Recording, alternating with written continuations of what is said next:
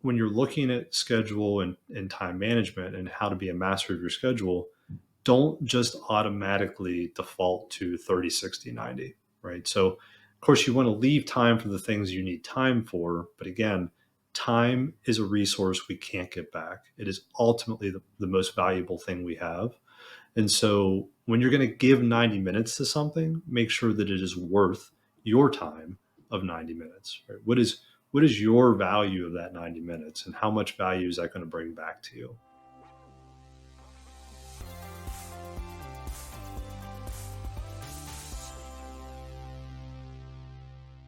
Hey everyone, welcome to the Endgame podcast, where I bet you didn't know what you didn't know. I'm Dr. Ryan Wakim, successful entrepreneur and your Endgame coach. I invite you to sit back, relax, and tune in as we talk about today's really important topic, which is the power of time management and how to use that to master a balanced life. Time management is one of the most important concepts within the confines of the business world. It's also, as we always talk about, critically important for your personal life as well. So, I don't personally have children, but I know time management, especially as you think about work and balancing that between your kind of extracurricular after hours with your children and weekend activities and sports and all this stuff. And how we choose to manage our time actually reflects very much on how successful we may be when we talk specifically about professionally. And so when we think about what is time management, what does that mean for me? What does that mean for my family? What does that mean for my work family? I think it's really important to first define what is time management. And then let's talk through what are some skills you might want to implement or some techniques you might want to think about in terms of how you can be better with time management. So, time management itself, pretty simple. It is truly the idea of being able to use one's time effectively, productively, efficiently, right? So it's pretty simple, which is how do you take your 24 hours in a day, 365 days a year, and how do you use the time wisely? How do you use it effectively? How do you use it productively? How do you use it efficiently? And time is the one thing that is we're never going to win. So I've had many mentors tell me time is the only thing that we'll always lose to, right? Which is you can't just create time. We can create a lot of things in our lives, whether that's scientifically or otherwise, but we are truly stuck to the confine of 24 hours a day, 365.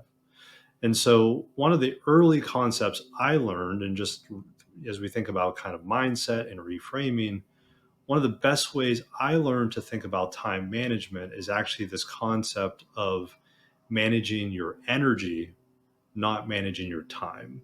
And so, if you take a step up and think about that, what that implies, just at base level, is that there are many things that come at you through the day. We've kind of talked about this before around, kind of, is something urgent? Is it important? Is it purposeful? And how do you look at different tasks, different situations? Roof is burning.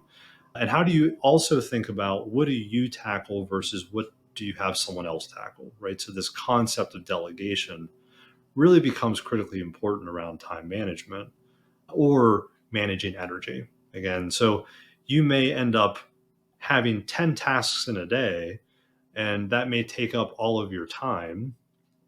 But then how do you allocate energy to those different tasks? I think is what's actually kind of step two, right? So step one is truly being a master of your schedule, truly understanding what can you get done efficiently, effectively in a certain window of time.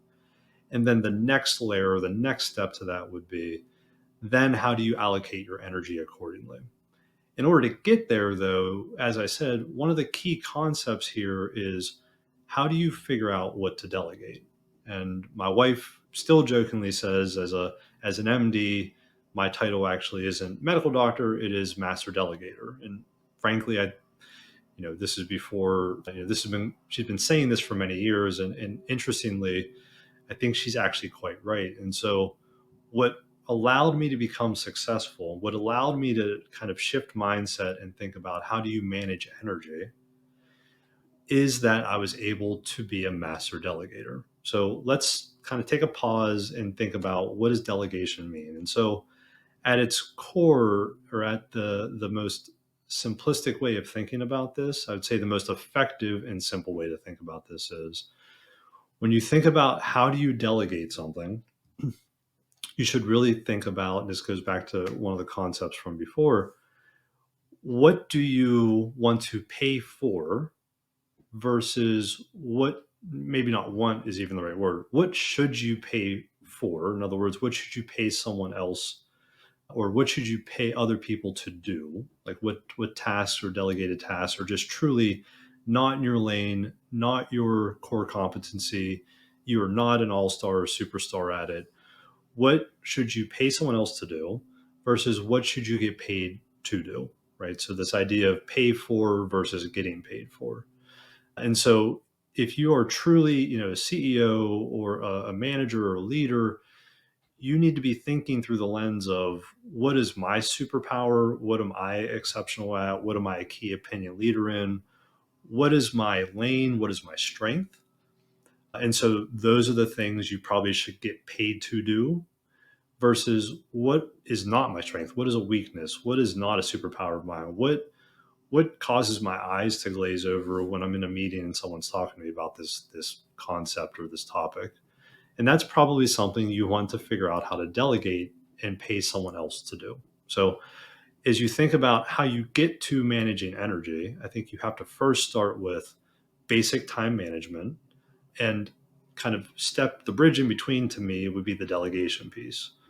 So then taking one other step back and going back to basic time management, that includes being a master of your own schedule, right? So again, we only have 24 hours a day. We only have we only have 60 minutes in an hour. We only have a certain number of days a year. And then when you talk about the business world, especially if you're going to keep a healthy work-life balance, you only have a certain number of days of the full days in a year. And so in terms of how are you most effective, I think it's important to first and foremost be a master of your own calendar, right? And part of that is scheduling meetings for the appropriate amount of time. We get this a lot in kind of business life or as an entrepreneur. We say, if you're a yes man or you say yes a lot, you end up with a whole lot of meetings. And then oftentimes those meetings, you'll find, if you truly look at these, or start a clock, or truly concentrating on the meeting, you'll find that they often are probably longer than you need. We, in the concept of time management, we often do things in intervals of 30 minutes, 60 minutes, 90 minutes. Everything's a 30, 60, 90 meeting. And the reality is, and actually this is something David Meltzer taught me, effective meetings, or a lot of times phone calls or meetings, could be compressed down to as short as 10 minutes. You could really get the same amount in, you could get the same value out of a meeting in 10 minutes as you could a 30-minute meeting. And so, again, as you think about stretching outside your comfort zone or thinking outside the box, when you're looking at schedule and time management and how to be a master of your schedule, don't just automatically default to 30, 60, 90, right? So, of course, you want to leave time for the things you need time for. But again, time is a resource we can't get back. It is ultimately the most valuable thing we have. And so when you're going to give 90 minutes to something, make sure that it is worth your time of 90 minutes. Right? What is your value of that 90 minutes, and how much value is that going to bring back to you? So at the basics, time management, it becomes this exercise of managing a calendar. Again, do not, think outside the box there. You don't have to set your schedules for 30, 60, 90. And then again, who's in the meeting with you? And then how are you then bridging the gap through delegation to then really focus on managing your energy? So those are kind of the core concepts of what I would say are important principles of time management. So what it is, what does it look like on your actual schedule? And then how do you bridge to that kind of next tier concept, which is managing energy? Another important thing to think about schedule is, especially as you think about what you need to get done, not just blocking 30, 60, 90, or hopefully maybe less, but also pre-blocking or putting in blocks out into your schedule into the future for things you know you have to get done. If it's something you're going to get paid to do, again, something you're not going to delegate, or something you need to check on, because again, you may be delegating something. Ultimately, that person's responsible to do it, but you may be the accountable party, right? You may want to make sure that it's getting done. So you might need a check in, or you might need a debrief. And so when you think about what that looks like on your schedule, there's the meetings you have to have today and tomorrow and the next day. And there's also the meetings you'll likely have to have 2 weeks from now, 4 weeks from now, 6 weeks from now, whatever intervals you decide. Again, be mindful of your intervals. Don't just blindly do weekly meetings to do weekly meetings. But you might want to look at how you would pre block that time out into the future. Another really basic concept or really basic tool that I found to be incredibly helpful for me is using a scheduling service like a Calendly, where it integrates with your different schedules. You can send a link to someone, and rather than wasting your time on back and forth 10 different emails trying to, corral a group into a phone call, giving out your link and letting everyone else figure it out, right? So whether that's a true personal assistant or using a link like a Calendly link where you can give someone that link, they can book with you when you're available based on integration with your schedule. And then it's something that just comes to you rather than you having to put undue time and energy into even just getting a meeting on the books to then decide what to do next after the meeting. So some really basic stuff that I know goes a long way for helping me to be more productive and efficient with my time. And I want that for you as well. Thinking through again the delegation piece, thinking through what you should get paid to do, or what is your superpower, what is your specialty versus what is someone else's.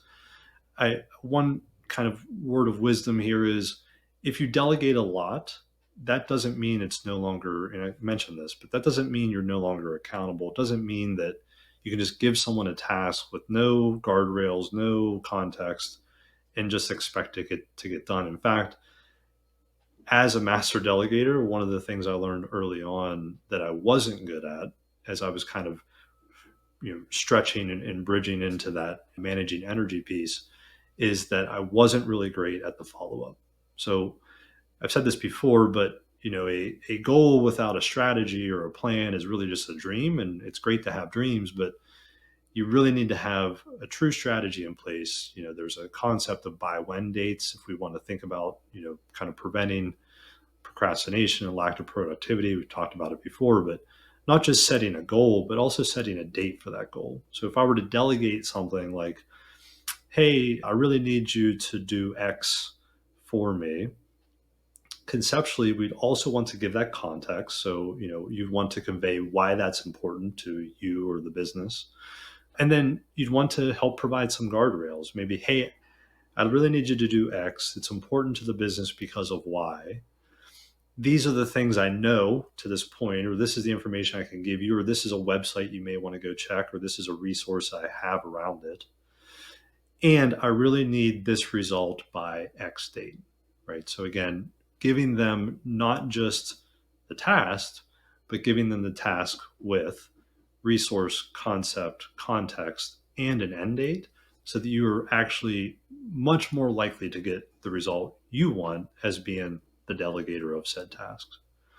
And you can bring this back to your personal life too. So I don't personally do any cleaning of the house. That's not something that for me my time management doesn't really allow for me to go around and clean the house. And so that is a service that I've delegated out.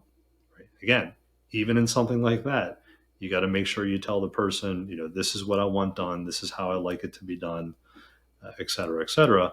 If you just have someone, come to your house, some sort of vendor or service, and, just conceptually, you're going to do this service and you give them no guardrails, the chances are that you're going to get a product that you want and be happy with are actually quite low. So just keep in mind as you delegate different services, whether that's to a personal assistant or an outside vendor service, make sure that you give them kind of the whole package of information they need to be successful so that you don't find yourself in an upset or disappointed because you didn't get what you thought you were going to get from it.